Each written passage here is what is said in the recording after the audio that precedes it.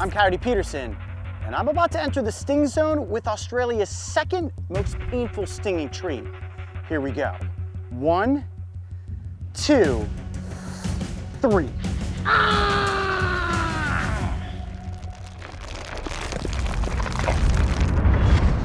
So why in the world would I want to be intentionally stung by this plant species? Well, we want to figure out a couple of things. Number one, how susceptible am I to plant venoms? Number two, is the sting really as bad as I've read about? And number three, if you do run into this plant in the wild, what are some ways that you can help alleviate the pain and remove the nettles from your arm? That's what they call in the industry the devil's toilet paper. All right, should we keep hiking and find one that's a little bit bigger? Oh, this whole hillside, look. Holy cow, the hillside is literally filled with these. That is all giant stinging trees right there. A lot easier to find stinging plants than it is the stinging insects. Looks like we've got our pick of the crop out here. Now it's just a matter of finding the right leaf that's gonna put this forearm into a world of pain. This tree behind me right here would not be considered a giant. It's just a baby. But believe it or not, this species can grow to be nearly 100 feet in height. Now, as they get bigger, the spines on their main stem, their trunk, so to speak, begin to evolve away, and all of the irritating nettles are just on the stalks and the leaves themselves. As you can see, these leaves have holes in them from caterpillars. You think that this defense would have evolved to take care of things like insects that are going to eat the leaves, but really this toxin only affects mammals. Okay, so this is the leaf I'm going to go for right here. And plant, thank you for letting us use one of your leaves. I'm going to be very gentle about this, almost like a game of operation, to work my arm in here so that I don't accidentally bump any of the other leaves. I'm going to cut this right at the base. Okay. There we go. The Australian giant stinging tree. Looks very unassuming. Now, before we get into the exciting part, the sting of it all, I want to just take a look at this leaf. We're going to show you guys some macro shots of the nettles that are on the undersides. These are known as trichomes, and the trichomes specifically are like little barbs filled with a neurotoxin. Scientists believe that this neurotoxin is very similar to that which you find in the cone snail, one of the most painful stings in the marine animal kingdom. Now, I've never been stung by a cone snail because it's said that if you take a cone snail sting, you will be hospitalized. The way those trichomes work is that if you picture a needle with the tip of it being very sharp, hypodermic in nature, that tip breaks off once those little hairs touch skin, and they release that toxin, causing massive irritation, which triggers your pain receptors. And what's really unique is that scientists don't know why the pain receptors are set off and last as long as they do. Now, those trichomes are located on the top of the leaf, but also on the underside and all along the stem. Okay, I think it's time to get down to business here. What's crazy about this is I'm not going to be able to remove these nettles. They, in a sense, are microscopic, especially once they get into your skin. And like shards of fiberglass, they're going to work their way down and in. The pain will begin to come on within a matter of seconds and will get worse and worse as the minutes go by. Now, we do have a method that I've read about that could possibly remove some of those nettles from my arm. But first things first, we've got to get the nettles into the skin. I'm Coyote Peterson, and I'm about to enter the pain zone with the Australian giant stinging tree. Here we go. 1, 2. I don't need to smack my arm. All I need to do is gently graze the leaf over the forearm like this, and I'm gonna be nettled multiple times. Oh boy. 3. Oh my.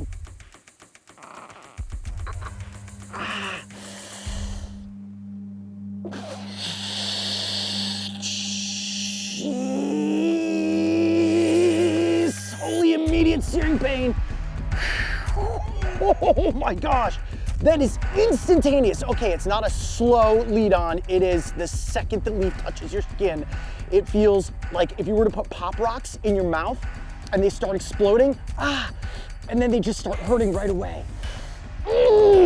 Holy cow, that is getting worse as the seconds go by. Okay, so you can start to see all those little welts forming. The arm is beginning to turn red. This is sort of like the jellyfish of the plant kingdom. And those tiny nettles are almost like the nematophores that come off of the jellyfish's tentacles. Oh, I want to like rub it or do something to it, but I know if I do that, it's only going to work the nettles in deeper. Now, it's important to note that this is the second most painful stinging plant in Australia. The #1 top tier, the one that they call the suicide plant, is called the Gympie gympie. Now, we once ranked the bullet ant as the #1 sting in the insect kingdom. From there, it climbed up to the giant hornet and the execution wasp. So supposedly, this sting from this plant is like the comparison of the Japanese giant hornet. Honestly, at this point, I'd say the pain is starting to get into that realm of sticking my hand into a box full of yellow jackets. Now, I've been very public in saying that the hand in the angry yellow jacket box is the most painful experience I've ever gone through. So far, this has not eclipsed that, but if the pain continues to increase, as it is now, I'm in for a very painful next 24 hours. Okay, so when you think about it, I barely grazed that leaf over my forearm. Imagine if you were to be hiking on the side of one of these steep inclinements and you slipped and you fell and you rolled down that hill like Humpty Dumpty, head over heels through these plants, how bad that would be. It feels as if somebody has taken a hot glue gun and spread the glue on my forearm and I can't actually get the glue off of my skin. And it's beginning to radiate and I can feel it coming in these surges of whomp whomp, whomp whomp, whomp whomp. Like that's the pacing of the pain. And scientists don't quite know why this neurotoxin reacts to humans, to mammal DNA, the way that it does. All right, so what we're gonna do now is let this set in for a bit longer, and then I'm gonna try one of the remedies that I saw online, using hair wax strips to remove some of those trichomes from the skin. What I wanna do is lay the wax, starting at the back, onto the nettle zone, just like that. Slowly, oh, that does not feel good. Massage that wax in. Now a little bit of heat is what's gonna help that wax adhere to the skin. And at the same time, hopefully those nettles. I wanna remove as many of those from my skin as possible. Now, if you can get yourself to wax strips faster than the 3 hours and 30 minutes that I let go by, it would be better because remember, these are gonna constantly be working themselves down and into the skin. All right, I feel like that's on there pretty good. You guys ready? Here we go. Peel off the strip fast and quickly. 1, 2, 3. Oh! Ow! Whoa! God, that really hurt. And I don't know, I don't know if that made it any better. Might have made it worse, to be honest with you. I maybe can see some very fine little, yeah, I definitely can. There's no way you're gonna see this on camera, but I 100% can see that it has removed some of the nettles. And I'm wondering, from an angle, this is how I was able to see the nettles earlier. From an angle, don't see any nettles remaining. But to play it safe, I'm gonna use my one other side to this wax strip. All right, work that in there, just like that. Whew. Wax strip number 2 coming off. 1, 2, 3. Oh, yowzers. Oh, well, hopefully I got all the rest of them that time.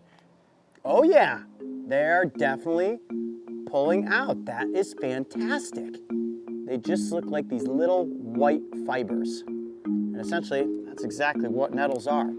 All right, well, if you happen to find yourself in this worst case scenario where you stumble upon a giant stinging tree and you get those nettles in your arm, that is proof right there that wax strips will help remove those that have not worked themselves down beneath the surface of the skin. And I know what everybody out there is thinking. Coyote, are you going to put yourself into the sting zone with the Gympie gympie?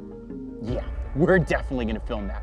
I honestly don't feel like this was nearly as bad as I thought it was gonna be.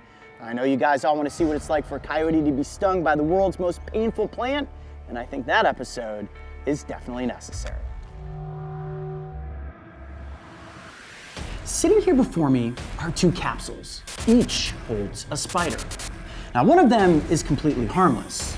and the other hails as one of the most venomous spider species in the United States. What if I were to tell you that one of these is a recluse? Yes, a recluse. And I will be free handling this dangerous spider very soon. But first, you need to properly identify which is which. This one has long spindly legs, it's brown in coloration, and has a small abdomen. This one is slightly more robust, has a bulbous abdomen and stockier legs. Both spiders are creepy, both spiders are brown, and both of them suffer from a syndrome that I like to call BBS, basic brown spider. Now, the recluse is one of the most misidentified spider species in all of the United States, and that's based on their range, their size, and their similar body structure to other basic brown spiders. Can you tell which is which? Now, if you picked this spider as the recluse, you are absolutely correct.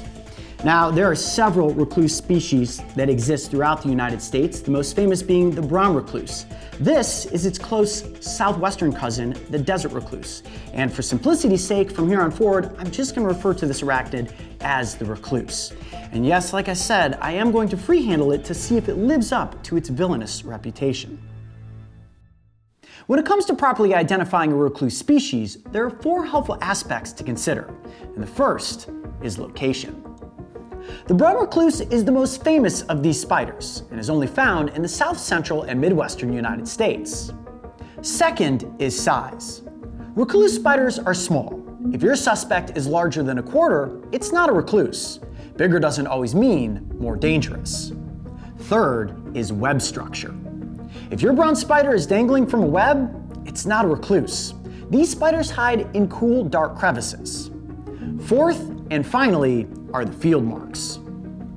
This can be tricky because you would have to be very close to the spider. But if you can spot a violin-shaped design on the cephalothorax, there's a good chance you were looking at a recluse. Hopefully that helps, but when in doubt, never interact with a spider and simply admire them from a safe distance. Okay, now that you guys have gotten a healthy dose of education, I think that you have earned your entertainment. So I'm going to place this little basic brown spider off to the side, and I think it's time. I'm Coyote Peterson, and I'm about to free handle a recluse. Here we go. Now, it is fair to note that this spider has one of the most potent arachnid venoms in the United States. It has some necrotic components to it, and you've likely seen some pictures on the internet that are quite horrific looking. It's also fair to note that not all spider bites from recluse are equal. It all depends how your body reacts to the venom. Regardless, I do not want to receive a bite in this instance, so I'm going to try to be as absolutely calm as possible and just gently coax this spider out and onto my hand. Even though I am pretty sure that I'm not going to be bitten by this spider, it is still nerve-wracking to have it walking across my hands. Now, when you look at the size of the spider, it's very small. And a small spider means small fangs. And in many instances, taking a bite from a spider like this is actually quite difficult. And this spider is not likely to inflict a bite unless, whoa, that was incredibly fast, unless it feels pressure on top of its body and it feels the need to defend itself. In almost all instances, spider bites happen as a defense bite. Obviously, spiders are not feasting upon humans, so the spider has no reason to bite me for any reason other than if it feels threatened. We've got it in a perfect position there, right on the edge of my thumb. They're incredibly fast, so it's better for me if the spider stays in one spot and stays completely still. I'm gonna just rest my hand down there like that.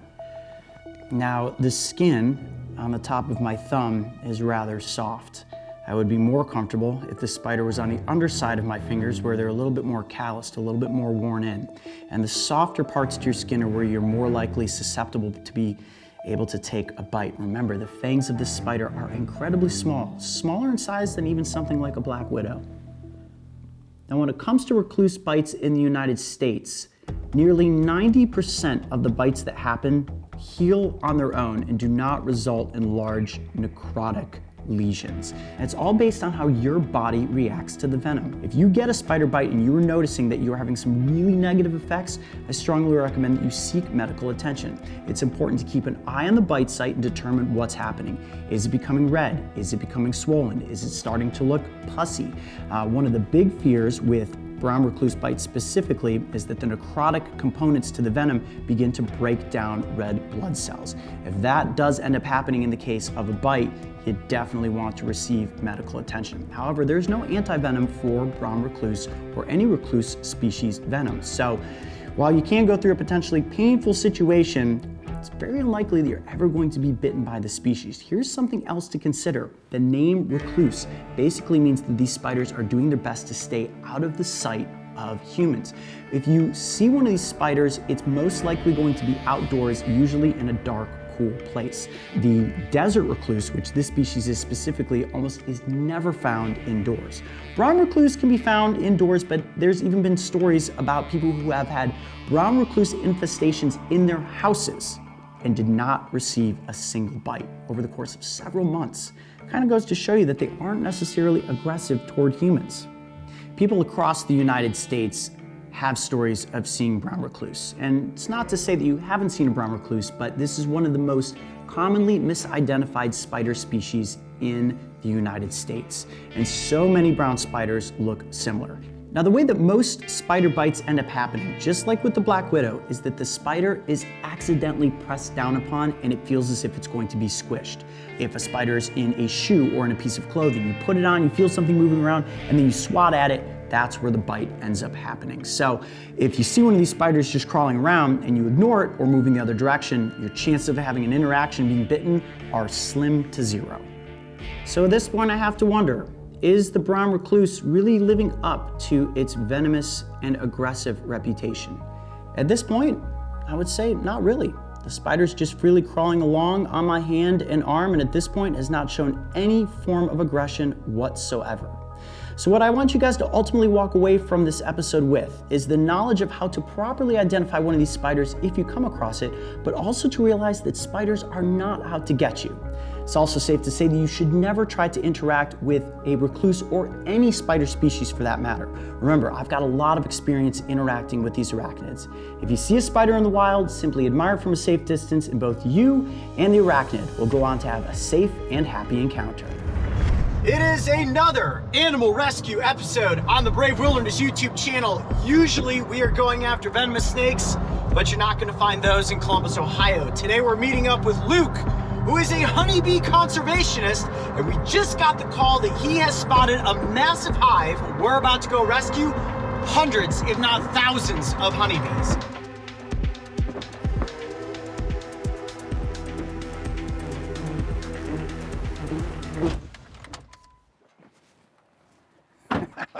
He's already up there getting into the bees. Hey, Luke.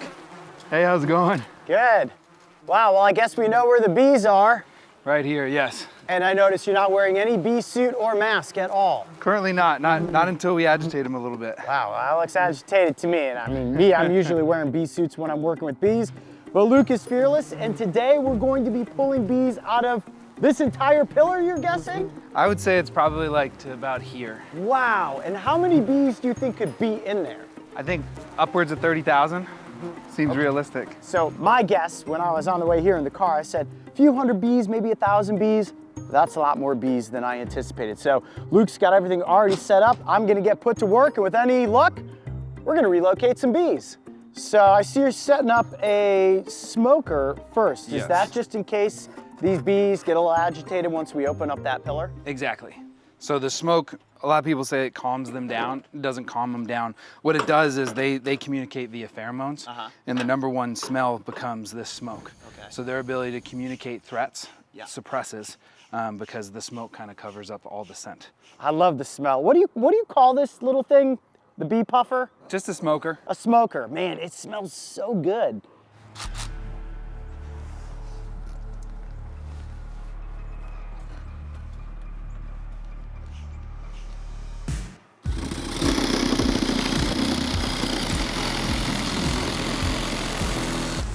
I don't think we have anything yet. Ooh, behind door #1? Yeah. Nothing. Any stings yet? No stings yet. Wow, how about that? There are so many bees flying around by you and not a single sting yet. It's a pretty handy little saw he's using there. It's precision work to get inside of a pillar like this. Should be sponsored by DeWalt. Look at this thing. This is cool. I need one of these. DeWalt, if you're watching this video, clearly Luke could use some more of your tools for saving bees. What's behind door number 2? More wood. But we're seeing bees now. Yeah, and I'm seeing a little bit of honey too. Well, one of the things that you can see, so you can see other scat, which is the #1 way bees get into cavity, is that something like a squirrel will make a nest first. Okay. And do all the like grunt work to open up the space. Yep. And then the bees will come in after they move out. All right, so what would your analysis here be? Well, I think first I want to go further down. Okay. So we'll go further down till we stop seeing the comb.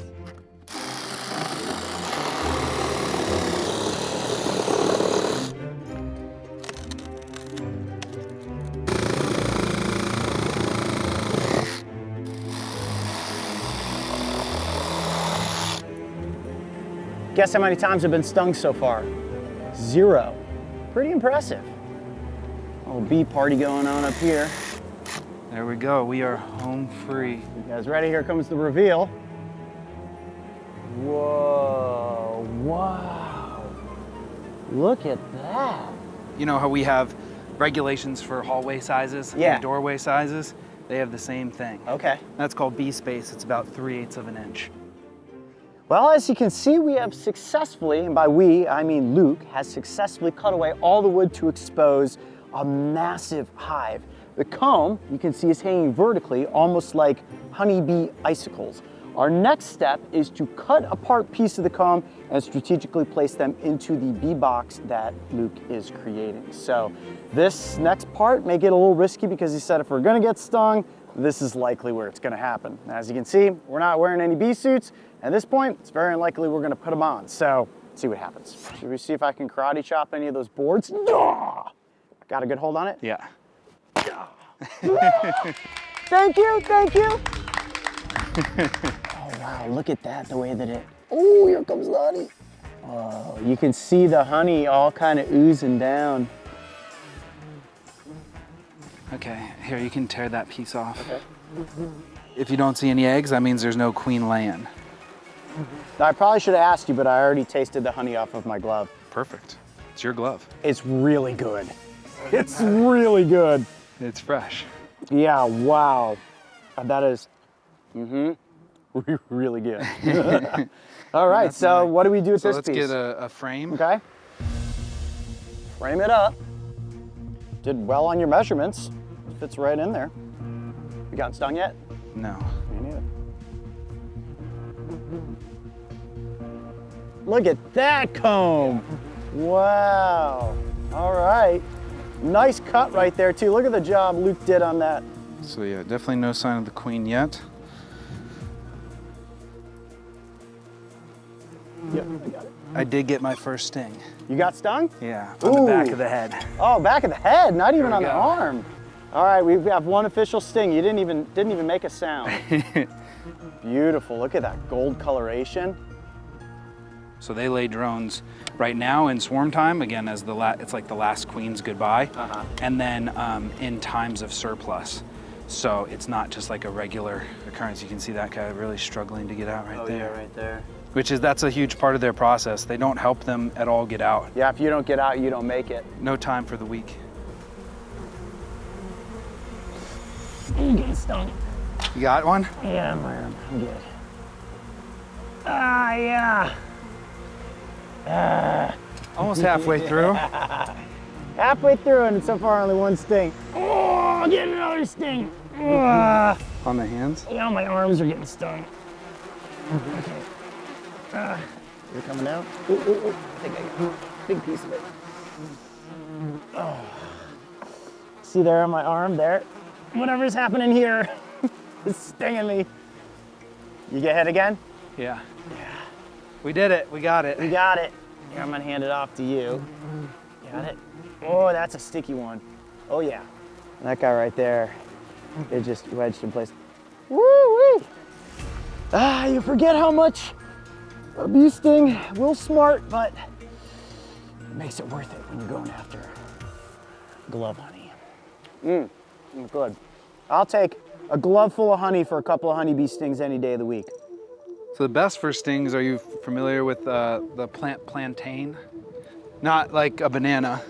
It's also known as white man's foot, and you chew up the leaf. It's a weed you find in your grass. You chew up the leaf in your mouth, and you just like put it on your sting or put it on your arm. Really? And it is like nature's Neosporin. No way. My gloves taste delicious, what can I tell you? All right, we're going to the top of the comb. I'm feeling there are more stings coming. Oh, look at that one. That's crazy. Look at all that honey in there. I don't know if this one's even gonna fit in the frame. What a piece. Okay, look at that. You know how they say that bees can sense fear? Do you think that's true? Yeah, absolutely. Yeah. Well, they're really like barometric pressure, like we talked about, but they're also very sensitive to electromagnetic wavelengths. So, right, your heart just beating faster is going to do that. So do you think this is a good example of not being afraid of bees? I think a very good example. Because I feel like they're all around my face, and I feel pretty calm for the most part, even though we are digging out their hive. Not many stings. All right, you got the next piece ready? Yeah, this piece, I'm ready to cut from the top. Okay. I can't twist my arm any further. There we go. That is the crown jewel. Whoa. That's the big one. Wow, it's covered in bees. Wait, what's that right there? Oh, hey now. Hey, don't get your fingers all sticky there, Pooh Bear. You keep sneaking honey, Mario. Okay, now we can look for the queen on here. Okay. Will she be here? Probably not, but this would be the spot for her. Yeah, lots of drones. Now. I've tasted no honey so far. I've resisted the urge. Yeah, me either. Oh yeah, sure. I mean, honey's so good for you too, and especially when you're eating local honey in your area, right? Like that helps you fight against allergies. Is that true, or is that kind of like Yeah, it's true. I mean, it's all in how much and what do you consume, your dosage, right? But it is because there's little bits of pollen and processed pollen that act as just a little bit of information in your system to manage, right? Well, I can tell you this much, pillar honey is delicious.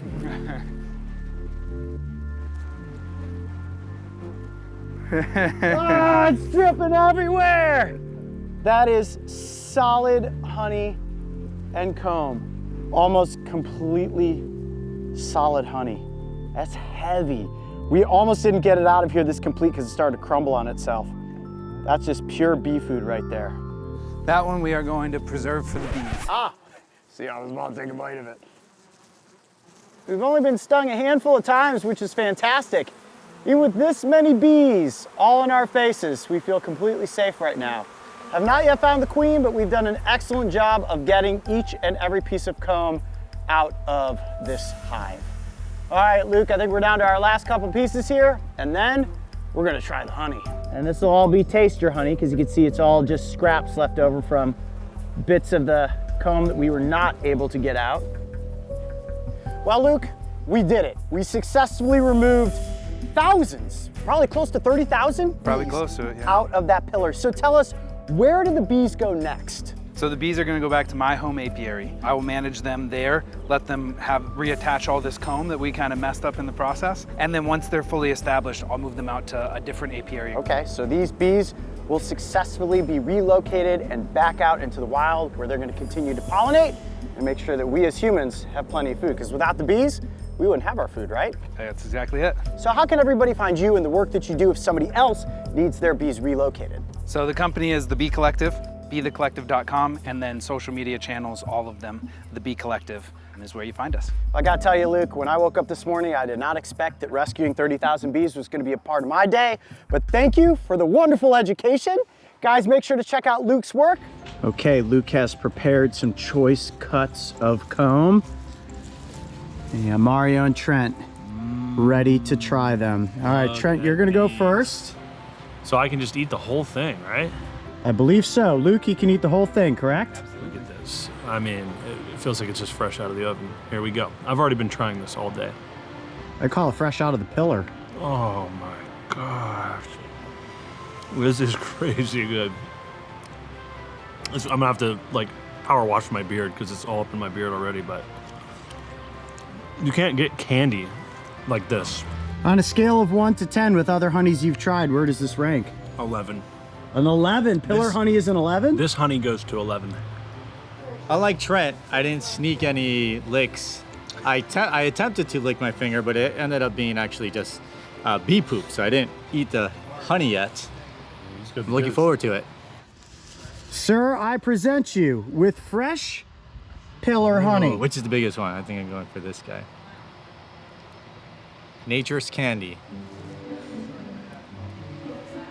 Oh my God. Wow, he took the whole thing in one bite. It's gonna be a tough one. Oh my God.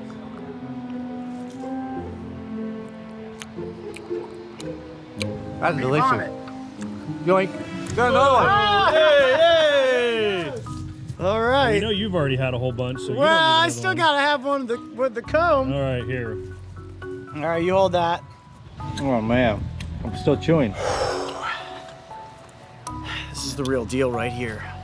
I mean, I've been licking my gloves all day, but this is grade A choice back of the comb pillar honey. Woo! It's a hot little golden nugget. Here we go. All that hard work was worth it.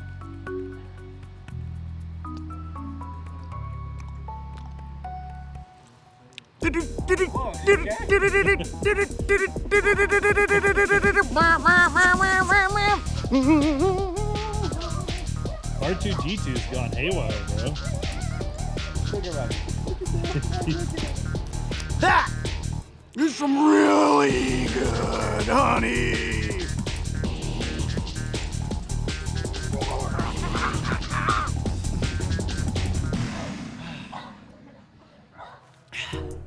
It's really good. I give it like 100 out of 10. Over the years, there's been a looming question haunting the Brave Wilderness YouTube channel comment section. Coyote, will you get punched by a mantis shrimp? That alien-looking creature right there is famous for having the fastest punch in the animal kingdom. And today we're going to answer the question as to whether or not it can blast a hole in a human hand. The acceleration rate of a mantis shrimp strike has been scientifically clocked around 50 miles per hour, similar to the rate at which a .22 caliber bullet leaves the barrel of a gun. They use this strike to kill their prey, an oceanic buffet line of crustaceans and fish. To better understand what a prey species might experience when impacted by that strike, I'm going to bravely embrace the slapshot wrath of Stinger. All right, Stinger, here we go, buddy. Currently, the Columbus Blue Jackets' angry-looking insect holds the NHL mascot record for fastest slapshot, scorching goals at 75 miles per hour. To replicate a mantis shrimp prey species, such as a crab, I'll be armoring up in full goalie gear, which, like a crab's protective exoskeleton, will work to defend the soft insides of my body. Don't ask me why, but I have a feeling that this is still going to be painful. Boom! I feel like you should just punch me in the chest once so that I can just feel, oh yeah. So just that impact is noticeable. I feel like these pads have the least amount of protection on the chest, strangely enough. In the NHL, most players fire slap shots between 80 and 100 miles per hour. Stinger is capable of whipping consistent zingers between 50 and 60 miles per hour, which is pretty fast for a mascot. So how does that equate to impact force? Well, for starters, the equation to measure impact force looks like this, where m is the mass of the body, the hockey puck, v is the velocity or speed at which the hockey puck is traveling, and t is the time it takes to make impact. Save your brain the mental math. We ran the calculations, and a hockey puck traveling 50 miles per hour has an impact force of 5.24 newtons. That might not seem like much, but trust me, even with my exoskeleton padding, when those pucks hit in the right spot, they definitely hurt.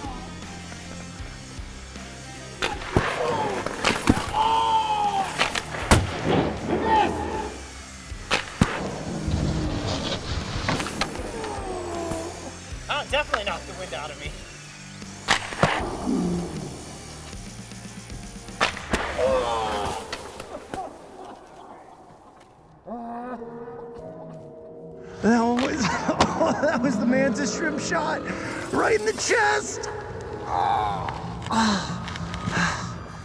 Oh man, that was a full-on impact. Well, if I was a crab, I would definitely be dead at this point, and the mantis shrimp would be feasting upon my remains. Okay, I think we're ready to film. Coyote! Yeah, just a minute. Dude, what are you doing? I'm about to catch a red belly catfish. Red tail catfish, check that out. All right, Coyote Pack. We're moments away from me getting into the punch zone with the mantis shrimp. For years, you guys have been asking me to be punched by one of these tiny boxers so that we can answer the question, is a mantis shrimp capable of blasting a hole in a human hand? The peacock mantis shrimp is a cunning predator, and its merciless strike is inflicted using raptorial appendages. These medieval-looking weapons come equipped with a smasher and a spear, allowing the animal to use one or both tools based on the victim it plans to eviscerate. What's more impressive is the shrimp's ability to create a cavitation bubble, formed when an object, like the smasher club of a mantis shrimp, moves through water at an incredibly high speed. Remember, our little crustacean friend's strike has an acceleration rate of 50 miles per hour. When the bubble collapses under surrounding pressure, it creates a burst of high-energy light, heat, and sound. Basically, a catastrophic shockwave that stuns or kills the shrimp's target.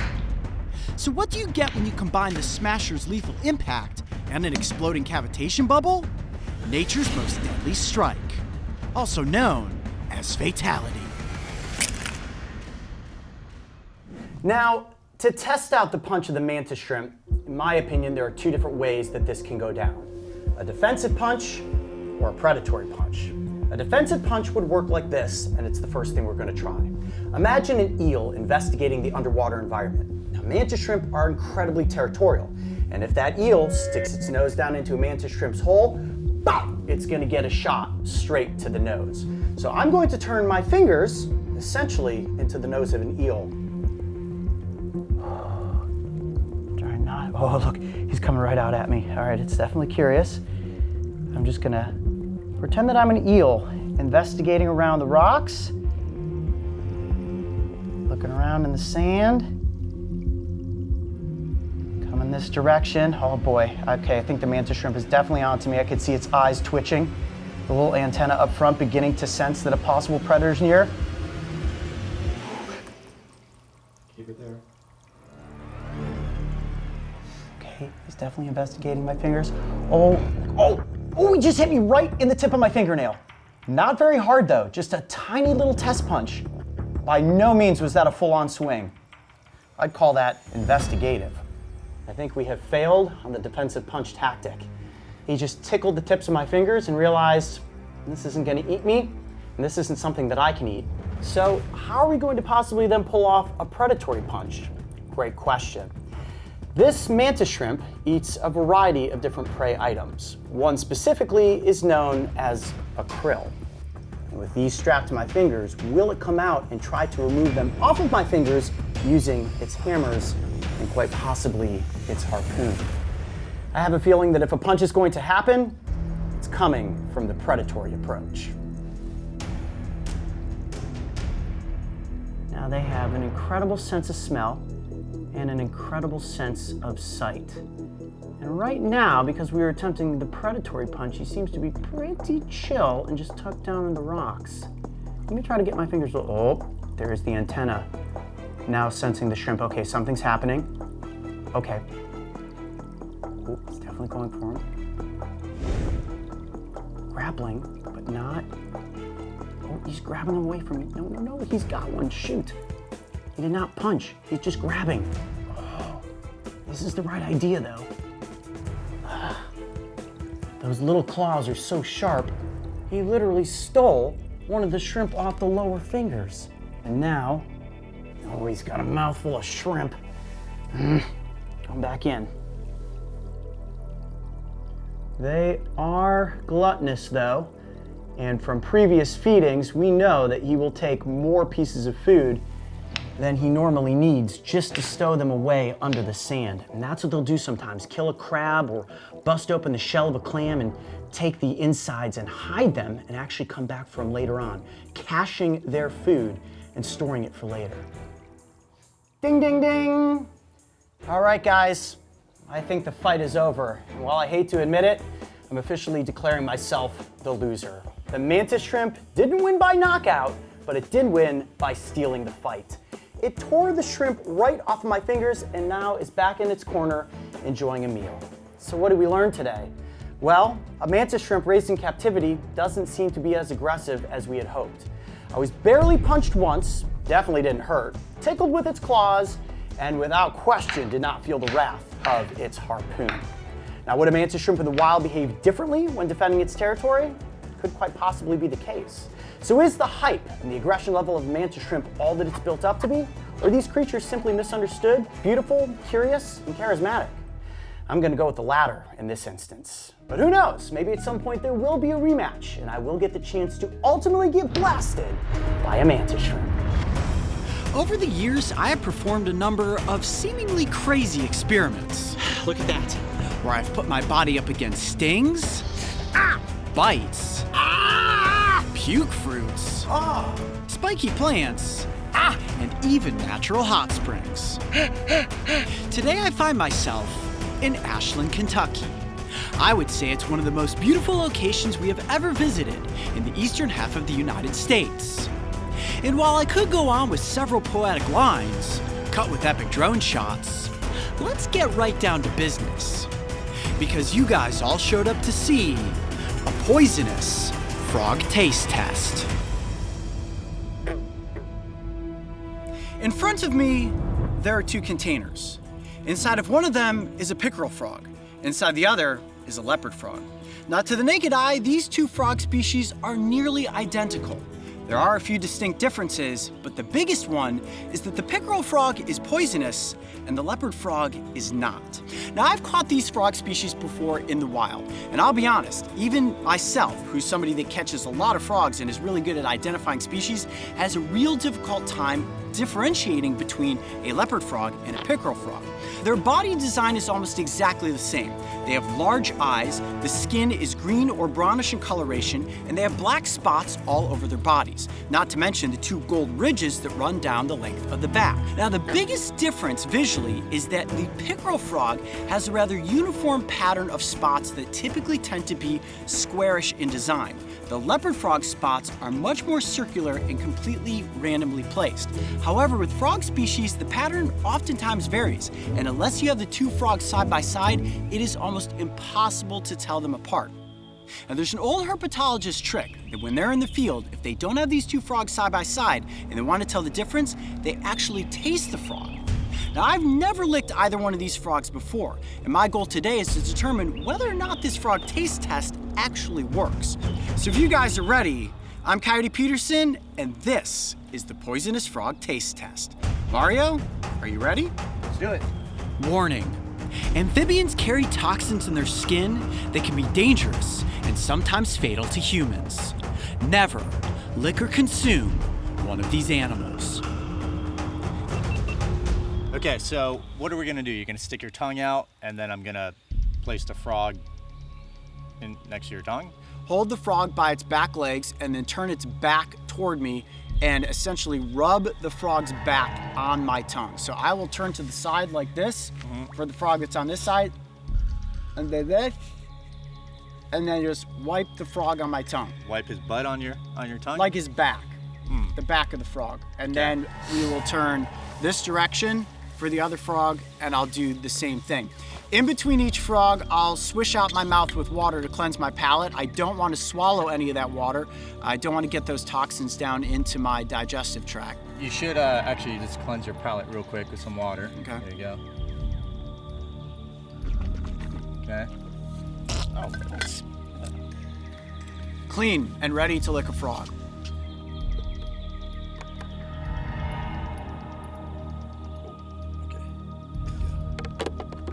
Got one? Okay. So I'm going to turn like this. You let me know when you've got the frog in the right position. Oh, buddy, you don't know what is in store for you. All right, stick your tongue out. All right, guys, here we go. This is me tasting the first frog. Will it be the pickerel frog? Will it be the leopard frog? And can I taste the difference between the two? All right, you ready? Yep. All right, 1, 2.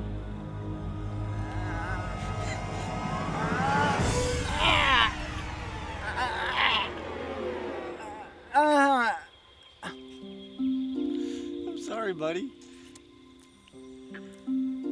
It just tastes like slimy. Wet and slimy. I'm not being able to taste anything yet. I do taste a little bit of something. Let me get some water.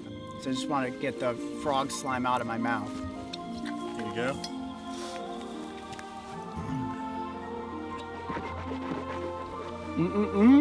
Oh. Yep. Okay, so definitely cold, definitely slimy. Tastes a little pondy, I guess. Almost like a pond smells. Just a little earthy, I would say. All right, so I'm gonna turn this direction for the next frog. Okay. Let's see if I can determine the difference. Now, if I had to guess at this point, based on what I tasted, I would say that was a leopard frog, just because I didn't experience anything that was like, I want to spit it out. I'm gonna attempt to grab the next frog. Okay. Ooh, this one is jumpy. Okay, here we go. I am about to lick the second frog. Will I taste anything different than the first frog, and will I be able to determine whether or not this is the pickerel or the leopard frog? Whew. Here we go. All right, Mario, are you ready? Yep. 1, 2, 3.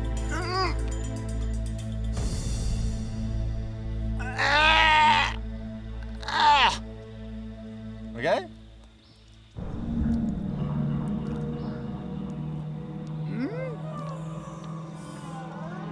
I really don't. Let me have one more taste. Oh, God. I'm sorry, Froggy. I don't taste anything bitter, to be honest with you. So, Oh, man. I'm trying to feel if there's any like numbness in my tongue or my lips. Maybe, a little bit. A little bit. I would say that tastes a little flowery. Almost like a flower smells. Not sharp, not sour. Let me get some water to wash out my mouth, just in case. I'm feeling a little tingling in my lips, I gotta say.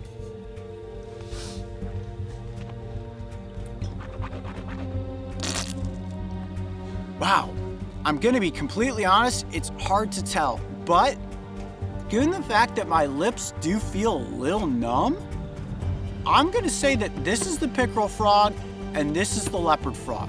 I taste what seems like almost chewing on a flower with this frog, but I wouldn't say it's bitter, and I wouldn't say it's sharp. It's just a little bit of sweetness, and this one just kind of tasted like moss. So, I'm gonna take blindfold off. Ooh, something might be happening to my lip. Oh, back to daylight.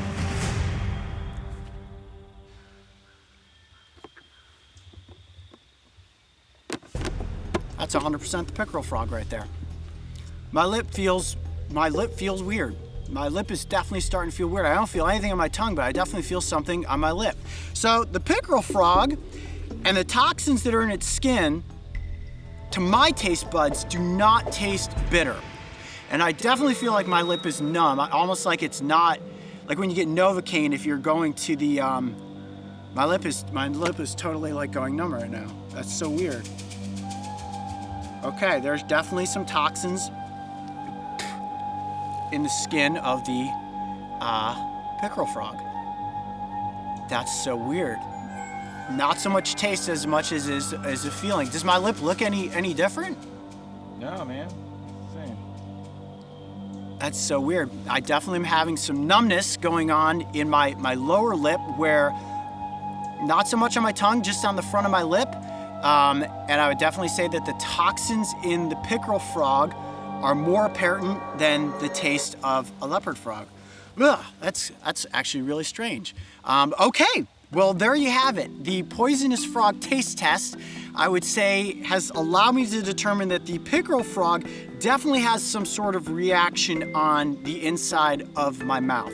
The leopard frog, I felt absolutely nothing at all. But it's probably important to note that the frog is going to secrete more toxin when it really feels as if it's in danger. So if a predator comes in and attempts to bite that frog, if it sustains any sort of an injury, those toxins are likely to be secreted in more force. So while we try to put as little stress on the frog as possible, I'm sure it didn't want to get licked by Coyote Peterson, so I may not have gotten the full effect that you could get if you were to chomp on one of these frogs. Which brings me back to my warning that I gave everyone earlier. Never attempt to lick or eat any amphibian species. Many of them do carry toxins in their skin, and some of them can even be fatal.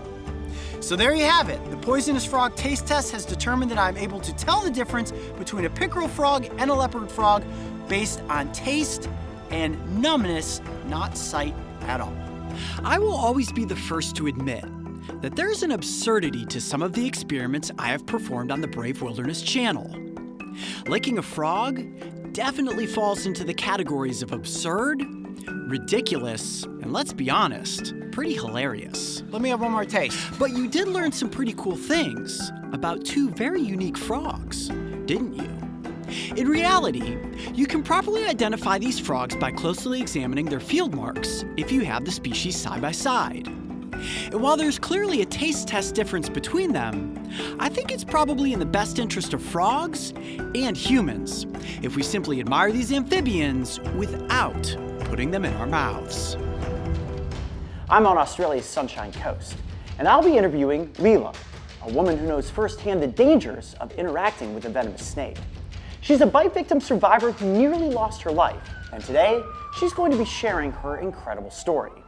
Now, what Leela doesn't know is that we're also going to be getting her face-to-face with a deadly snake whose venom, believe it or not, ultimately saved her life.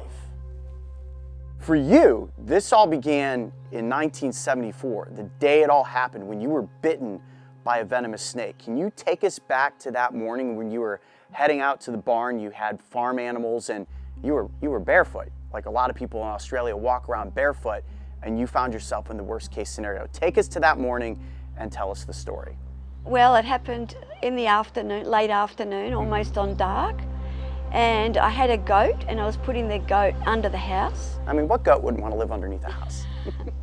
So, yeah, I was happily putting her under the house. I had a baby and a 2-year-old inside. And I felt this, like a pins and needles feeling, like pins and needles in my foot. And so I went inside, and I thought straight away that I definitely had been bitten by a snake or a spider. I wasn't sure what.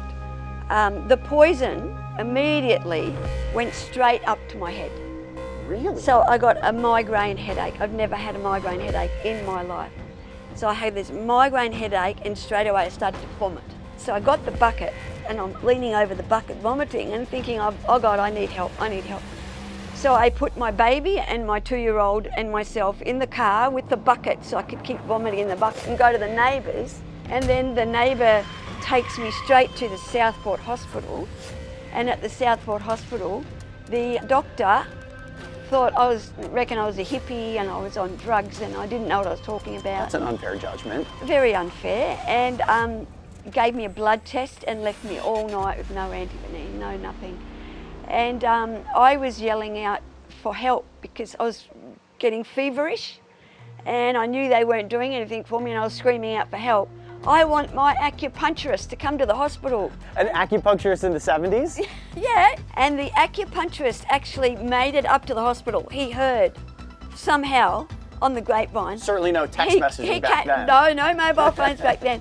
He came up to the hospital and he felt, because acupuncturists, they go on your pulse, everything's on your pulse. He felt my pulse and he felt every muscle fighting the venom. Wow.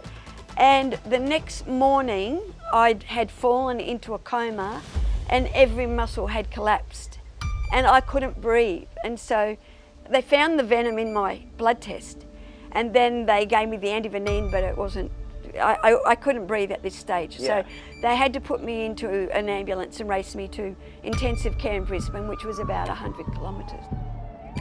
And so I was on oxygen in the ambulance. Just as they got to the hospital, they ran out of oxygen, I died. They raced me up. Hold on, you died. I died, my heart stopped beating, they raced me up to intensive care and they got me going. They got me breathing. How did they get you breathing? Did they have to put a tube down into They your had to put lungs? tubes all over me Okay. and in my mouth. And they leave the tubes in your mouth for 5 days.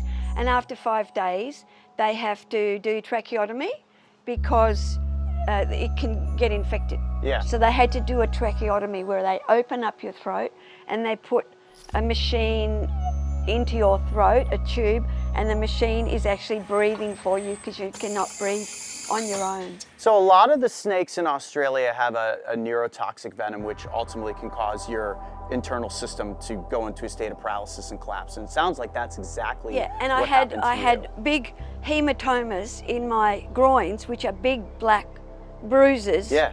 Which are hematomas are internal bleeding. Mm-hmm. So I had internal bleeding, and I was in the coma for 6 days. Wow. And then after that, I regained my consciousness. So the moment that you came back, let's call this day 7 into your ordeal, do you remember waking up out of this coma? I do. I do, and I remember thinking to myself, this is a dream. Really? I'm having a dream. This can't be real. This can't be real. So once you'd woken up out of the coma, like, were you just kind of like a cucumber there in your bed? Like at that point, your muscles had gained no I had control no back? strength. I had no strength. They sat me up, and I just fell back down again. I had no strength at all. I That had must to- have been so scary. It was a slow process of my muscles building back up. So you're in the coma, you come out of it, and I imagine your first question to the doctors would be, do we know what kind of snake bit me? Do you know at this point which species it was? I don't know if I knew at that point, but David Flay from Fauna and Flora Reserve in Burleigh Heads, who had it for many, many years on the Gold Coast, he was an expert on snakes, and he diagnosed the snake as a rough-scale snake. Ooh, yeah, no, rough-scaled snake. I mean, that aligns with the symptoms that you had from the venom. And here's the thing about a rough-scaled snake, very unassuming looking snake. Small head, small mouth, so I could see if you got a bite from that snake, fast striking and very, very small fangs, but very potent venom. So Leela, after you get out of the hospital and you're back home, between 1974 and now, do you have any long-lasting Yes. symptoms? You do? Yes, I don't have any reserves. So if I go downhill, I can't pull on any reserves. I've just got to go to bed and go to sleep. In fact, I've got to lay down at lunchtime every single day. And I've got to recuperate because my nervous system is damaged from the snake venom. The snake venom affects your central nervous system, and that's one thing is permanently damaged from the snake bite is my nervous system. Gotcha. Okay, so a lot of people out there have a fear of snakes. It's called ophidiophobia. So I have to ask you, previously or now or after this experience, were you afraid of snakes, or are you now afraid of snakes given that one nearly took your I'm life? not afraid of snakes, no, because I love animals. I love animals, and I just happen to be in the wrong place at the wrong time. Yeah. And I respect snakes. I respect all animals. That's a fantastic message. I think a lot of people would assume if somebody was bitten by a snake and it nearly killed them that, like, snakes, this is why I don't like them. But you're right. I mean, snakes are doing an amazing thing for the planet. They are the control for all of the species that we as humans usually try to have not get into our house. All of the vermin species, the mice and different rodents. I believe that snakes will just want to really just get out of your road. You know, they just want to get on with their life. They're not out there to kill you. They're not out there to bite you. Now, we have a little something extra lined up today. I don't know if you were aware of this or not, but would you be comfortable? We are rough-scaled in the snake. vicinity of a snake, not a rough-scaled snake, Oh. the tiger snake, the snake that is actually responsible for providing the venom that created anti-venom to save your life. Would you be up for meeting a tiger snake today? I'd like to meet it. I don't Yeah? hold it. It will be totally controlled, and if you want, you'll even be able to pet its tail. No, thanks. You don't think you'll pet its tail? You might when you see how pretty No, the I snake is. don't know. We'll cross that Bring bridge it on, when we bring it get on. to it. But you at least seeing the snake, that's a huge step. And saying that you're not afraid of snakes, most people, had they been bitten by a snake, would have immediately said, whoa, whoa, whoa, hold on, you've got a snake here in the same vicinity as me. So I love that you immediately, I saw your eyes light up. You're like, no, I love snakes. I would love to see what this snake is. Thank you. That is going to be the next piece of this episode, getting Leela up close and personal with the very snake species whose venom ultimately saved her life.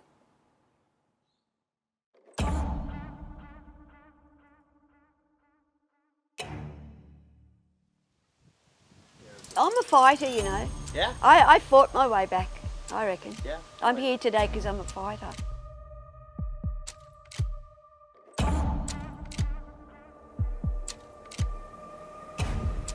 Okay, Leela, we've got you in the room of snakes. Now, I know you're not afraid of snakes. We've already accomplished that, but the tiger snake is going to be coming out here. Lockie's going to get it onto the floor. We're back with plenty of distance. We're going to get it inside of the tube, and you'll see how that completely controls the snake's head, so it keeps us and the animal completely safe. It's always a little nerve-wracking, though, anytime one of these venomous snakes comes out of its enclosure. See that? So now that the snake is in the tube, we'll work it up just a little bit further. Okay, cool. Snake is under control. And now we're going to move a little stool in for you to sit on. Right. Are you comfortable? Yep. Okay, cool. Lockie, we're good? Okay. Leela, feeling okay? Yeah? Okay, there it is, the tiger snake. You can see why it's called the tiger snake, that beautiful tiger pattern. Now, they come in a variety of different colors. This one specifically, I would say, is extra beautiful. It kind of looks like the white Siberian tiger version. Yeah, it's beautiful. Leela, is this your first time encountering a venomous snake since the bite incident? Yes. It is. Wow, that's a big step. Here we are 50 years later, and you're in the room with the very animal whose toxic venom ultimately became the thing that saved your life. Wow. How are you feeling right now? A little more nerve-wracking to be in a room of snakes No, than it is on the feel porch? fine. Totally relaxed, okay? Yeah. Now, what are the odds, do you think, that you are able to just gently pet the snake's back? Do you think you could do that? The back. The back of it. What about the tail? You can touch the tail, yeah. You want to pet the tail? Okay. Yep. Pretty cool, huh? Yeah. Ooh, yeah, but nothing can hurt you. See how the snake's head, obviously completely contained with inside of that tube. And this is a rather secretive snake species, so unless you're in the right place at the right time to see this snake, which as a team we are often looking to do, but for anybody out there wanting to avoid snakes, there's a good chance you'd be able to avoid this one. Oh, okay. Yeah, and when applicable, milking the venom from this species is what is saving people that are bitten. So it's pretty cool that this snake and the science that's being done to save lives comes from such a cool animal. Do you want to touch it on the back there? Beyond the tail, or we're working beyond the tail at this point? Pretty smooth, huh? Yeah. A lot of people think that snakes are slimy. They certainly are not. The scales are very dry, very sleek, and very powerful. You can see how it's just slowly inching itself forward in the tube, and I'm gonna let it come up just a little bit more like this, and I'm gonna let the head just peek out a tiny bit so that Mario can get that shot, but don't worry, you're still gonna be completely safe. There we go. Look at that, pretty cool to see that. Look at that, he's like, I wanna just keep going. So, Just don't point it this way. Oh my Daddy God. yawned right at you. Oh, no. That was basically him saying, Oh hey, no, I'm hi. starting to feel a bit nervous Leela, now. Leela, Oh no. nice to meet you. Nice to meet I you. feel a little bit nervous A now. little bit nervous now? Yeah. Okay. Well, I think at this point, what I would love to do is show you the proper treatment for a snake bite. Yes, this is like a good idea. Probably a good idea to get it back into its enclosure Yeah, at this I think point. so, yeah. All right, I'm gonna hand the tiger. Everybody back up just a little bit there. Tiger's coming back over to Lockie. Let me know when you're comfortable. Good. Okay, got it. And there we have it. I patted it. You I did. patted You it. did. That's I such even a patted huge its back. I patted its You back. petted it, yeah. You see, and up I there you believe were I like, did no, I'm that. not going to be able to pet it. But then you saw, you realized, oh, it's not that scary. Can I give you a hug? I'm so proud of you. That was amazing. Today we are headed out into the suburban wilds of Westerville, Ohio, to search for any species of paper wasp, which can be carefully caught and ultimately used to give me a good series of stings. Welcome to another day in the office for Coyote Peterson. Coyote, are we doing what I think we're doing today? Oh yes, today is Yellow Jacket Day. Now you guys may remember a little episode called the Bullet Ant Challenge, where I was stung by a bullet ant, and then a subsequent video called Bullet Ant Kryptonite, where I used a product called Sting Kill to help alleviate the pain and the itching. Sting Kill absolutely loved that video, and then they came to us and said, we'd love to work with you guys and do a sponsor video, but let's get you stung by something a little more commonplace. You know, not many people are running into bullet ants. So they said, what if you get stung by yellow jackets? Now we all know that yellow jackets can be found at your local park, maybe you see them in your backyard, sometimes they even get into the house. We know they're angry, we know they're aggressive, and people are often stung every single summer. So what we're gonna do today is actually build a bug vacuum. A bug what? A bug vacuum. Bear with me here for a second. So you see this? I found this online, right? Looks pretty cool. Right, the Extreme Bug Vac. But unfortunately, I have one opened up here. This is supposed to have a lot of suction. Mark, put your hand out. Yeah. Yep. No. Pretty sure that's not gonna catch us any hornets, but what I love about this is the plastic capsule. Check that out. It's got this little revolving door, and you are supposed to be able to suck a bug in there, close it up, look at it through the magnifying glass, and then of course it's got a little screen so that the insect can breathe. What I wanna do is actually take this capsule from the bug vacuum and MacGyver something with a real vacuum. Check out that suction. Oh yeah. Yeah. Suction power there. Oh yeah, that's gonna catch a hornet. Now what I need to do is reconstruct this where I'm gonna actually cut the hose and duct tape the capsule in between. Then I'll be able to use this end with the nozzle, which has great suction power, and then I think we're gonna be ready to go out and start searching for some yellow jackets. Oh, I almost forgot. I am gonna mount the GoPro on it as well. So where are we today? We're in Ohio, right? We are in Ohio. We're actually right in my backyard here in Westerville, Ohio. And I actually put in a phone call and email to a number of my different friends in the area. And I said, go out this morning and look around near the eaves of your house, you know, like where the gutter attaches to the roof. And let me know if you see any wasp nests, hornet nests, yellow jacket nests, anything that looks like a stinging insect, let me know and we may come and investigate it. So we're gonna kind of go on a little bit of a field trip today, guys, until we can find ourselves some good stinging bugs. Are we testing it out? Yep. Yep. I think it's gonna work. Last step.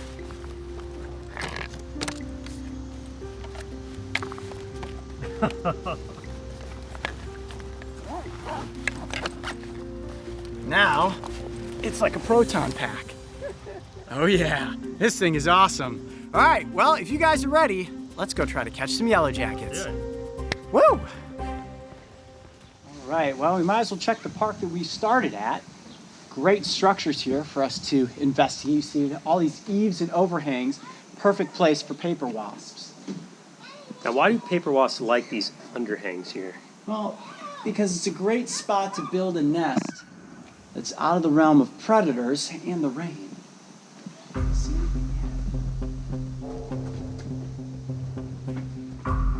There are 8 known species of wasps that call Ohio home, and many of them can be encountered right in your own backyard.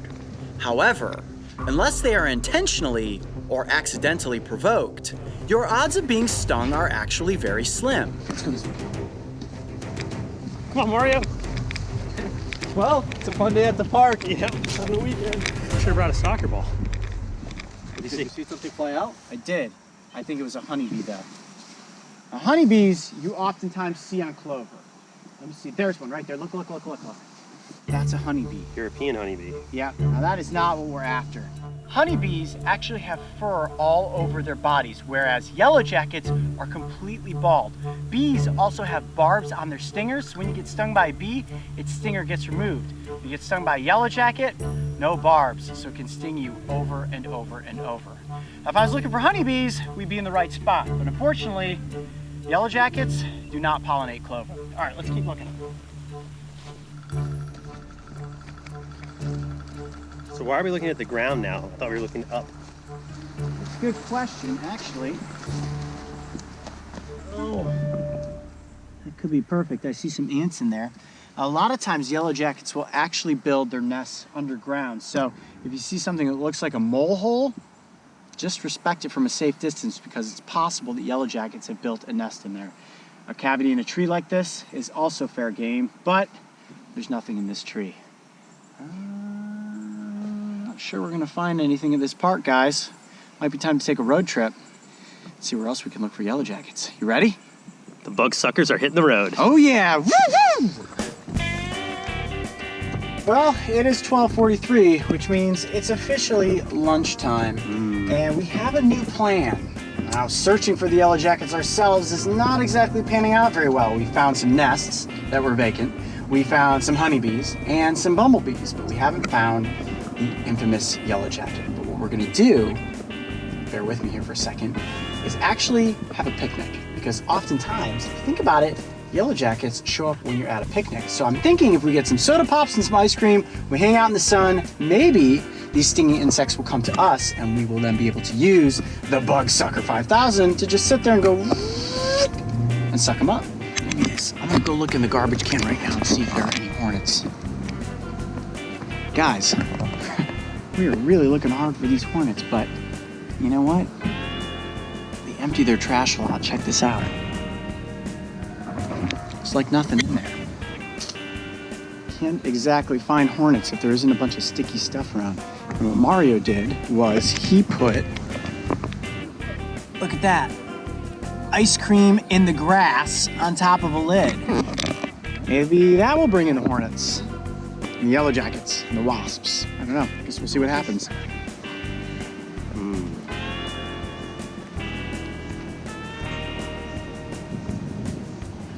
Pretty good, huh, Mario? I'm enjoying mine. It's a beautiful day for a picnic. I'll see you in a bit. All right, bye. No yellow jackets, Guys. though. What's up? We might be in business.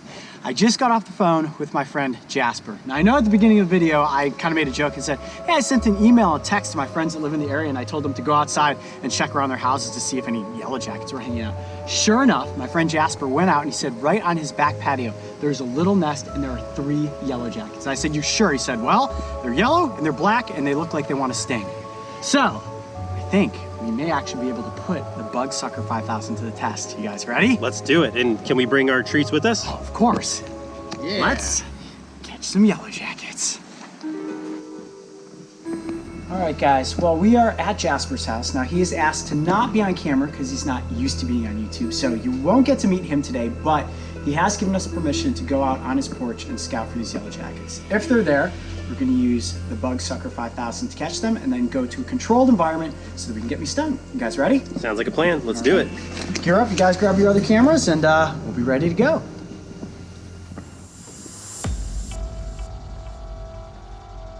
You look happy. See that corner right there? Uh-huh. That is a small nest, and there are 2 yellow jackets. Now, Jasper has provided us with a step stool. He was thinking ahead.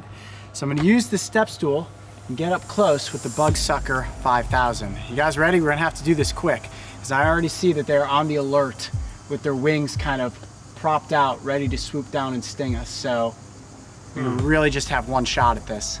Okay, so what I'm gonna do, and I love my Ghostbuster pack, but to really make this work, I do have to take the Bug Sucker 5000 out.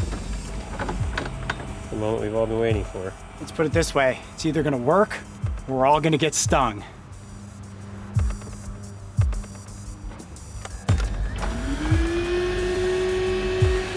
Yes.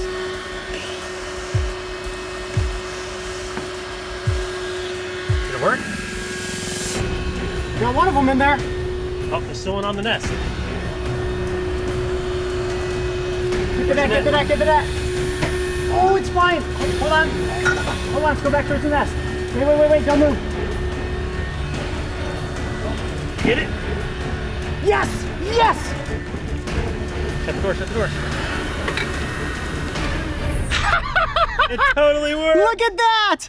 Totally caught the yellow jackets. Both of them, just like that. Woo, the bug sucker 5,000 pays off. Can you guys believe that? Holy mackerel, we caught him. Wow. It was crazy. The one was actually climbed onto this thing and I was like, uh-oh, we're gonna get stuck. I was like, get the net, get the net. But then it went back up to the nest and sure enough, got it inside of the capsule. So all right, Coyote, now we have to go to where we're gonna get you stung, not at Jasper's house. Yeah, now we're gonna go to a controlled situation and we're gonna get these yellow jackets out of the little capsule and get me stung. But what I'm gonna do for transport is not take this hose apart now. I'm actually just gonna place it inside of the bug net just in case they get out. And just like that, we're ready to go. Nice. Awesome, high fives, guys. That's so totally cool worked. that worked. That totally worked. Boom. All right, guys, and we're back. Now, we do have the yellow jackets on hand, but first let's talk about the kit that I have here on the table. Now, as always, with these sting episodes, I have my trusty entomology forceps here. I'll be using this to actually hold one of the yellow jackets against my arm to induce a sting. And just in case something goes horribly wrong, as always, the epinephrine pen. Now, do you think you're in the clear at this point? You've been stung a bunch. I have, and you never know. Every single insect sting is unique and you never know how your body will react. Even a yellow jacket can force you into anaphylactic shock. So always have this just as a safety precaution. And of course, the star of today's episode, Sting Kill, who proudly is sponsoring this episode. And what we're gonna do after I'm stung is try out both of these products on the sting to make sure that it can relieve not only the pain, but also the itching that's gonna come after the fact. You guys ready to see the yellow jackets? Bring him out. All right, well, they did transport safely inside of the net and still inside of the little capsule. Pretty happy they didn't escape in the car. Yeah, that would have been a bad situation, wouldn't it? All of us in the car and then yellow jackets flying around. And sure enough, there they are inside of the capsule. Now what I need to do is actually remove the hose from the capsule so that we just have this individualized, and then I can carefully get one of those yellow jackets out of there. Now here's a really interesting little fact to remember. All hornets are technically wasps, but not all wasps are hornets. How about that? And anything that is black and yellow is technically considered a yellow jacket. So what do we have? What do we find? This, I believe, is what's called a European paper wasp, but because it's yellow and black, we're just generically calling it a yellow jacket.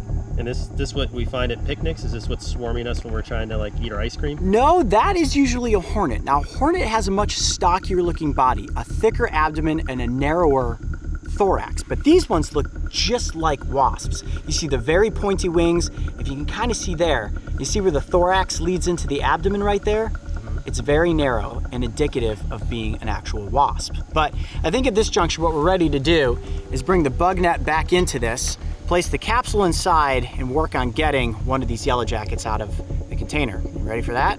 So what's the process here? You're gonna let them go inside the net and then grab them with the forceps? Yeah, here's what's gonna happen. So I'm gonna place the capsule down inside of the net like this, keep it contained. I'm going to open the capsule, hopefully only let one of them out, close it back up, remove the capsule, and then go in there with the entomology forceps to pick it up, bring it out, and place it on my forearm. I'm Coyote Peterson, and I'm about to enter the sting zone with the yellow jacket. Here we go. 1, 2, 3.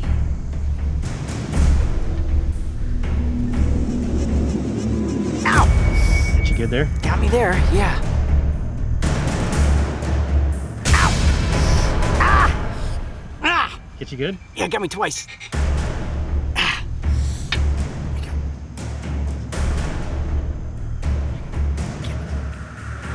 Ah! Ah! That's the worst one? Yeah, that was the worst one so far. Are you good? Ah! Ah! Ah, I got the stinger like all the way inserted into my arm. Ooh, my arm's starting a little bit. Hold on, let's see this. Let me get back into the capsule. Delayed Go back.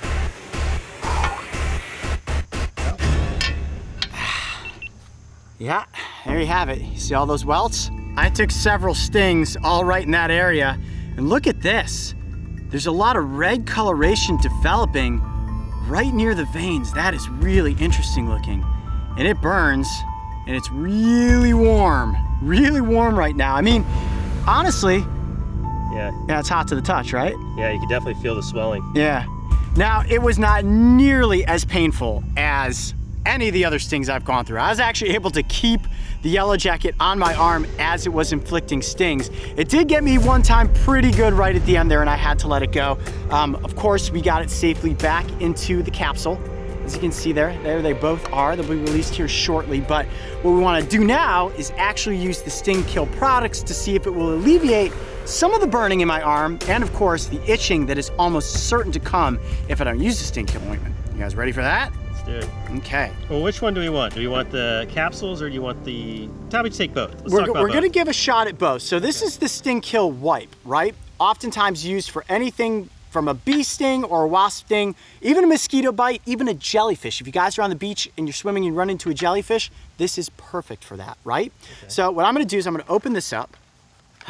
I'll tell you what, I keep myself pretty well composed in a lot of this, but now that the pain's actually starting to set in my arm, I get a little bit lightheaded. So the Sting Kill wipes have a maximum strength mix of benzocaine and menthol, and I actually really like these. They're neon green, looks like Ninja Turtle mutagen. Check that out. And woo, that is a strong smell right there. All right, I'm gonna put that on the sting. Are you ready? Yeah, sure, go ahead. Oh, wow. It's cold. The menthol definitely cools it immediately. Yes. Wow, that really does have a pretty incredible cooling effect. Now, similar to the bullet ant, I mean, it was in a lot of pain after that, and it did help. But of course, the bullet ant pain eventually did come back and lasted for nearly 36 hours. I'm hoping that this relieves much quicker. Now, I do love the wipes, right? And I carry the wipes in my pack, but this right here, the Sting Kill capsules. Those, I like those. Yeah, these are my absolute favorite. It's like, okay, let me open one up here. Now, they are individually wrapped. See this? Very cool. And all you have to do is pop the back end out like that. And inside here is a little glass capsule within the plastic, right? So all you have to do, this is my favorite part, ready? Oh. Shatter the glass on the inside that has this little cotton swab. It's strangely satisfying. I know, and it's like, oh, here comes the ooze. Yes. Ah! Oh, that is my favorite. And that real thick serum right there is literally instantaneous relief. I personally love to just do this, dab it right on the sting zone. Woo. And as you can see, there's more liquid here than you get in the wipe. So if you have a really bad sting or you're stung multiple times, I definitely recommend going to the Sting Kill capsules, because as you can see, look how much of the ointment is actually coming out there. Okay, so once again, Sting Kill saves the day. Yes, Sting Kill has saved the day. My arm feels a lot better. In fact, there's also a little bit of a numbing agent here, so I can't feel any of the pain at this point. Whew, arm is a little bit stiff, but hopefully this formula will also reduce any potential itching that's gonna come down the road here. It is not often that an animal like yellow jacket is safely relocated from an urban setting to a wild one, as most human encounters usually end with the insect being sprayed and killed. I know this sounds strange, but it truly made my heart happy to know that this beautiful pair of wasps will now have the chance to continue building their nest in the wild. No matter what, always admire these insects from a safe distance. Oh, there it is right there. Look at that. When it comes to handling spiders, I am no stranger to danger. As in the past, I have let several species, including the infamous black widow, skitter across my bare skin. Oh my. She's actually spun a little thread of web. She's becoming secured to me. Oh, I thought she was about to bite. Even the golden orb weaver, one of the largest and most common species in Central and South America, cast its sticky spider silk across my hands and fingers. Okay, the spider is on my arm.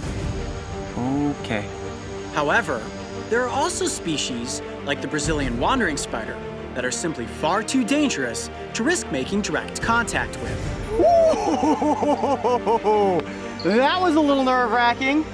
Today, the crew and I are on location in Meandara, Australia, home to one of the continent's most common, yet potentially dangerous species. And I know everyone is waiting in anticipation to find out what will be my next close encounter of the arachnid kind. So without further delay, let's see if I can find the redback spider. All right, guys, so we've done some pretty popular arachnid videos. A lot of you written them in the comment sections and have asked, Coyote, if you ever go to Australia, can you feature the redback spider, which is pretty much the Australian version of the black widow. Now these spiders, follow me, are really common in areas of debris and rubble. And right over here, we've got a pile of tires. And I have a good feeling that if we flip these tires and look on the inside, we may come across one of these creepy crawlies. Come on, let's check it out.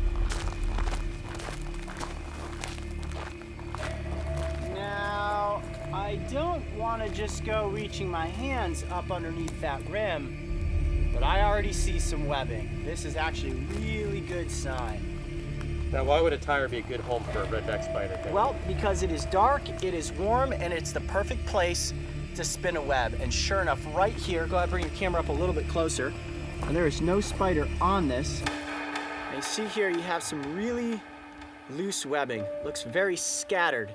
There's a good chance that that is redback webbing. Now what I don't want to do is just tuck my fingers up underneath this tire to lift them, because that oftentimes is how people are bitten. They press their fingers down on the arachnid, it feels like it's going to get squished, and then it inflicts a bite. So what I'm going to do is gently tip this up.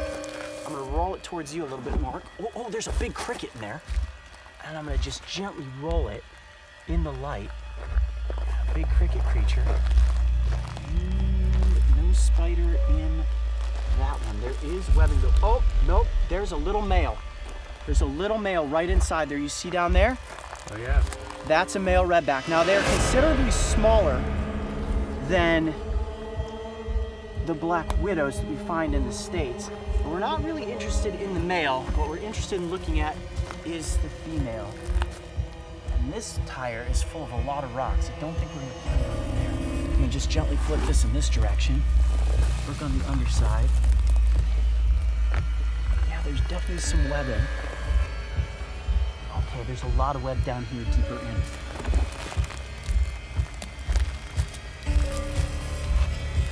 There's one right there.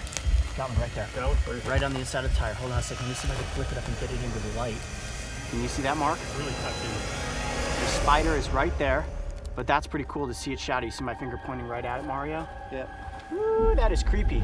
And actually, I think you can see the shadow of a male just behind her. And oftentimes, males or youngsters will hang out in the webs with the female, but she is cannibalistic and will occasionally feed not only her mate, but also her young. Now, what I want to do is gently coax the spider out of this tire using a stick. This is one dangerous little game of operation right here, folks. Come on, crawl on the stick, you. Oh, yeah. Okay. That webbing is very sticky. Come on. Now she'll rebuild her web. Oh, yeah, absolutely. Oh, no, she's running. Hold on a second. There she is. Got her? Got her. Nice. Wow, look at that arachnid. There we go. That is the redback spider, Australia's version of the black widow. And you'll notice it's a bit smaller than some of the black widows that we featured before, and this species does not grow as large as the American black widow. Wow, look at how long their legs are.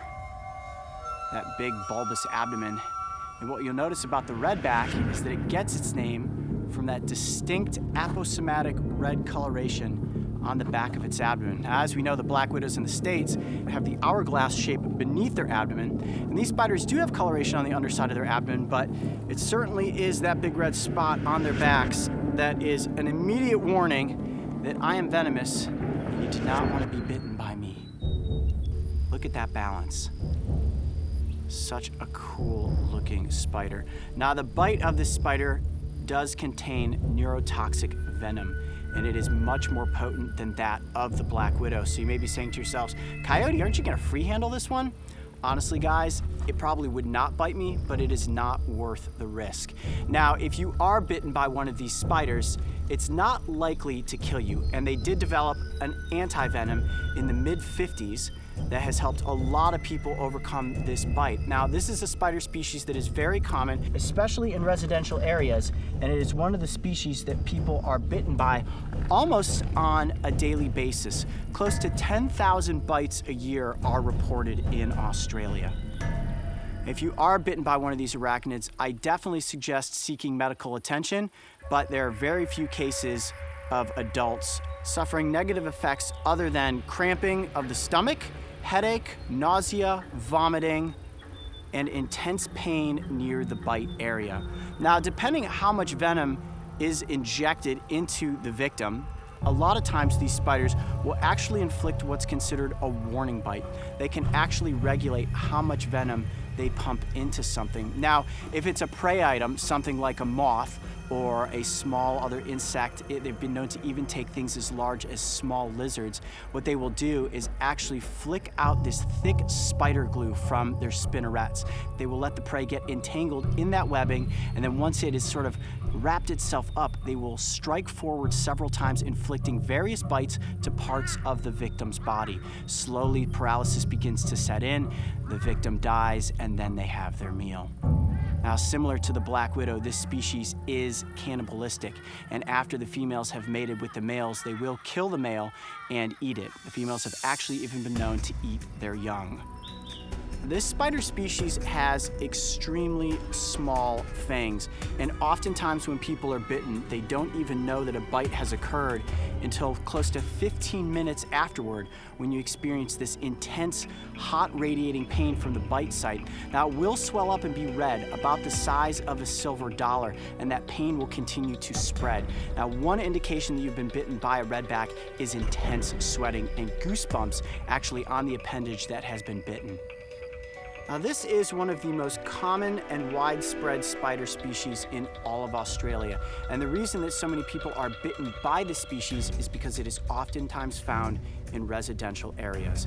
Anywhere that has debris, it could be tires, it could be flat pieces of wood, it could be garbage near your trash can. If this spider has the opportunity to spin a web and potentially catch prey, there's a good chance there may be one in your backyard. But remember, this is not a creature you need to be afraid of. These spiders have no interest in biting humans. As you can see, all it's doing right now is trying to get away from us and back into the shade and the shelter of its tire.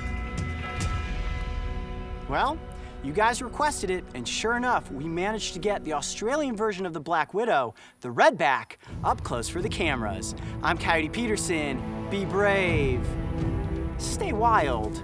We'll see you on the next adventure. All right, let's stack her tires back up and release her back into her home. All right, we'll see you later. The Australian outback is home to many potentially dangerous animals, and hails as having the most deadly snake and spider species in the world. If you are ever to come upon one of these creatures in the wild, it is imperative that you do not attempt to interact with it. Always admire the animal from a safe distance, because your life could depend upon it.